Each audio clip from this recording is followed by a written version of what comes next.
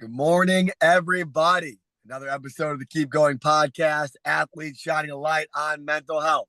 I'm sitting here. I got Big Dave out in the streets of Dublin. Can you hear me, Dave? I'm here. I'm with you. How you doing, P? This is unbelievable, man. I'm doing great. How about yourself? I'm good, man. I'm enjoying some time in Ireland right now.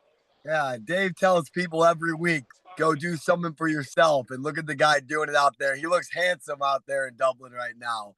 Also, I do have a special guest on here today, Emily Hovey. Emily, how are you doing today? Great, doing really well. Thank you guys both so much for having me. Anytime. Before we say anything, I have to thank your beautiful significant other. Shout her out for giving the recommendation today.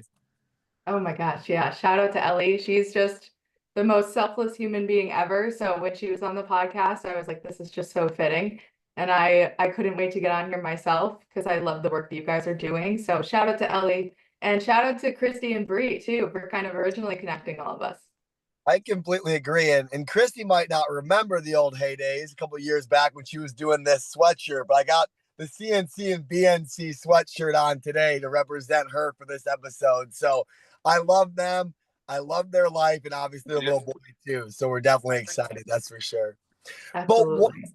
is I definitely want to introduce you to our fan base, to our audience.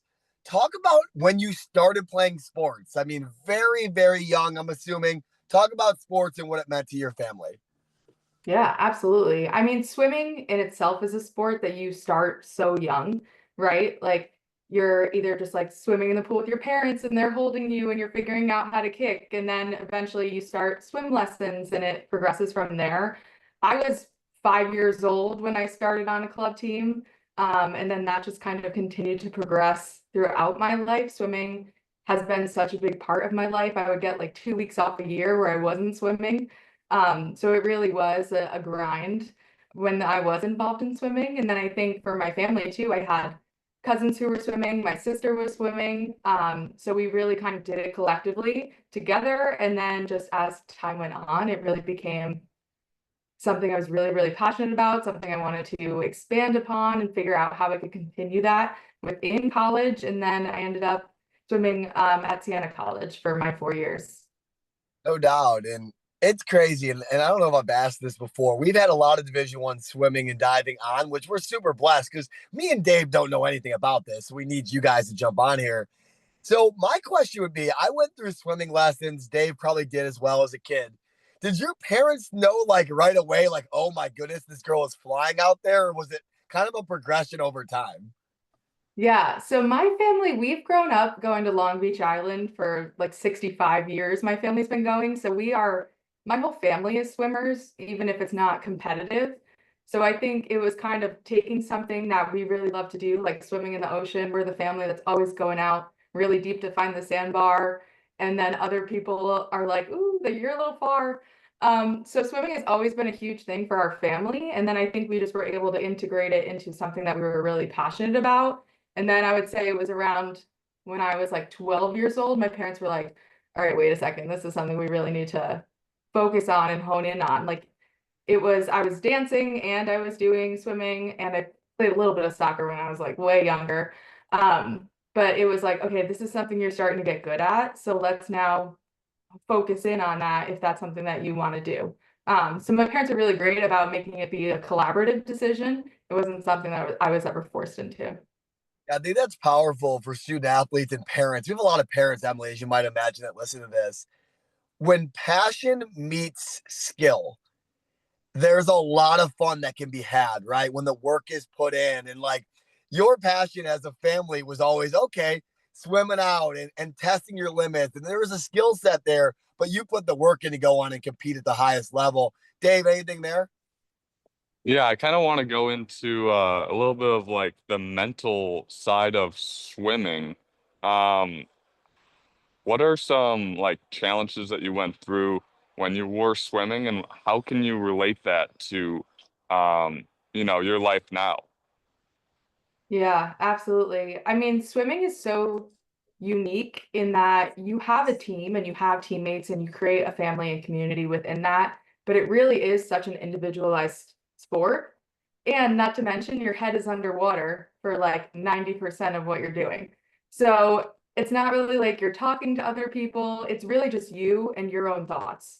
So I think through swimming, I was able to build some mental toughness and distress tolerance through kind of knowing like, okay, it's just me here. It's only me that I can hear. It's only me that I'm talking to. I have to build the strength and self-resilience to be able to work through the really hard practice or the really hard race or whatever it may be. So I think it really built a lot of strength in myself and knowing my limits. But of course, right, as life does happen, that's a lot easier sometimes than other times. Sometimes that gets really challenging and really difficult. And it then impacts other areas or it impacts your performance. So I think it's really important in the swim world specifically to really build that mental resiliency and help people kind of navigate those challenges as they present themselves. Fantastic answer. Fantastic question. Go ahead, Dave. Yeah. Going off that, what advice could you give to a swimmer that maybe is, struggling or too hard on themselves, being such a individual competitive sport while the margin of error is so close? Yes. Yeah, no, absolutely. I think for me, it was really trying to come to terms with, am I giving the best effort that I can be giving? Right? I think for so long it was you have to perform, and every time you race, you want your time to be faster than it was the last time. And I think it was really coming to terms with that is a really unrealistic expectation to put on yourself because it could be the different pool that you're swimming in is just different. It's feels silly to say, but like water feels different in different pools. And so there's that factor to it. It's did you have a week off before this race so you haven't been consistently training and you're feeling the impact of that? I think it's really trying to challenge those thoughts and think about what other environmental factors can be impacting my performance today. And that's okay because we're all human and swimming is not our whole existence. It's a piece of that, right? So it's important to be able to acknowledge the other areas and how that might impact the one thing that we're doing. Completely agree. And something I want to touch on, Dave, is just, I don't know, you always hear about it during the Olympics, right? Like these men and women, they train their whole lives for a couple minutes here in the pool. And I just remember Michael Phelps. That's who's my guy, American hero. Just the pressure that's on those guys in the single events. Talk about when things didn't go well, an experience for you, and what did you do to overcome it? Yeah, absolutely. I think that that's happened so many times and I want to kind of normalize that also that Hey, that's not like a one-off. That happens kind of often. So I think with that too, it's just important to say like build your community. That was something that was so big for me was really relying on my community, my teammates, being able to build trust in that space and know that, okay, regardless of what happens in the pool in this race, those people have my back, my family has my back, right? And we can kind of work through this and say, yeah, that one wasn't maybe as good as we hoped it would be, or didn't go as planned, but that's okay, right? Because I gave my best effort. I did everything I could in that moment. And now I have my people to back and support me. So I think that's a really big thing too, is like finding your people, finding your community, going on a team that really has people who like fill your cup and a coach that's got your back. I think that's really so important to aid in those adverse times of adversity. doubt. And I love what you say, community. Like when we started this podcast, my former co-host Luke Weed, he was big on community, like the community aspect. And I feel like every episode we have a chance to build a community. And we laugh about it in the prelude, but like I wouldn't know you if it wasn't for three other people, right? It's amazing when you have that support group. You also mentioned coaches too. Is there a specific coach at Siena or like when you were coming up, like who was like Tiger Woods' dad for you? Like, who was that coach in your corner? Yeah, no, absolutely. So I had the same coach from when I was 12 to when I was 18 and graduating. So Wow. I think that was a really unique experience in itself because I had that consistency of the same coach He was our varsity coach. He was our club coach. Like, I think I didn't see that man for 2 weeks out of the year, literally. Oh But my God. he was someone who was so passionate about, his name is Patrick Kavanaugh. I'll shout him out. Shout him out. Shout the boy out. Yep. Yeah. He is someone who is just so passionate and knowledgeable of the sport, but then at the same time understood that we were high schoolers and we were going through so many different social role transitions, and he was able to kind of help navigate those situations with us as well and give us some grace when we needed it. So I think I was very blessed and lucky in that experience because I was able to find someone who did push me and challenge me, but also was supportive in times where maybe challenging me wasn't what was best for me that day. So I'm very grateful for that opportunity to have, worked with him for so long too. Yeah, he'll be very grateful for that shout out. Dave, I'm gonna have you ask the old KG question here to Emily because I need to hear kind of that as well. Go ahead. Yeah. So when was a moment in time throughout your career, throughout your life where you felt like quitting? You felt a little low. You didn't know if you had anything left in you. And how did you overcome that? Yeah, absolutely. So my junior year going into senior year, I actually had shoulder surgery. So that was something that I was battling all throughout my junior year, especially was just kind of that injury and how it was impacting my performance and impacting me mentally as well. Then I did have shoulder surgery, and it was trying to come back from shoulder surgery that I think was kind of that moment for me. It was really like, okay, I only have one more year. Really, what's the point in doing this? Like, I've already swam for 17 years. I think was definitely some low moments there where I wasn't sure if I would be able to do it. But I think it really came back to the community that I was able to build at Siena that really helped me through that, right? My teammates were like, no, it's hard, but we're going to do it together. Or like, did you do your rehab exercises today? Or whatever it may be, right? My community was what helped get me through that and build the resiliency I needed to finish my senior year. Was I swimming as fast my senior year as I did my freshman year? Absolutely not. And that's okay. But I think the most important thing was that I was able to maintain my relationships, strengthen my relationships through being vulnerable and asking for support too, and then be able to kind of overcome that. And I'm so glad and grateful now that I did swim all 4 years, regardless of any challenges. Yeah, and that's a testament for a lot of athletes out there that are going through some setback, some trials in this season of life, right? You look back at it as a senior and you go, you know what? It wasn't my PR. It wasn't my ultimate best number, but I bet you don't regret going back there for your senior year and doing it again. Yeah, absolutely not. Yeah.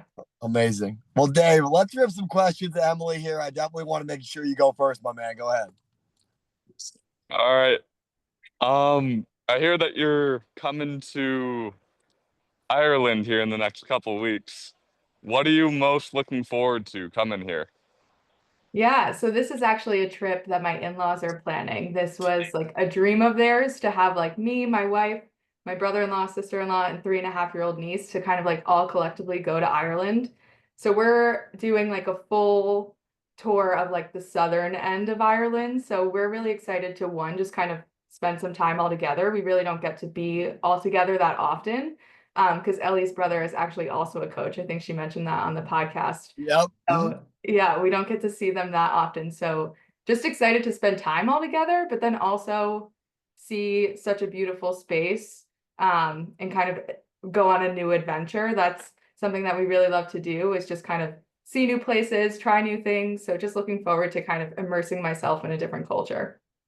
Absolutely. I love that. And as a Patrick Cowan O'Malley myself, I do really appreciate the Dublin roots and the Ireland stuff. So that's awesome. I will ask this, and I've asked this before on this podcast. Who's the greatest competitor you've ever seen? A teammate when you've watched on TV, in person. Who's your greatest competitor? Yeah, that's a really great question because I have met and come across and known so many great competitors. I think uh, for me, my gut reaction and my gut response is my best friend. She swam with me at Siena, and she is someone who is so resilient. She has gone through so much in her life, and you would never know it. She's someone who always shows up, always gives 100%, is so driven and motivated, and has seen so much success because of her resiliency. And she's my number one support also. So shout out Maggie Fletcher. She is really one of the greatest competitors I've ever seen in the pool and outside of that as well. So Yeah, yeah.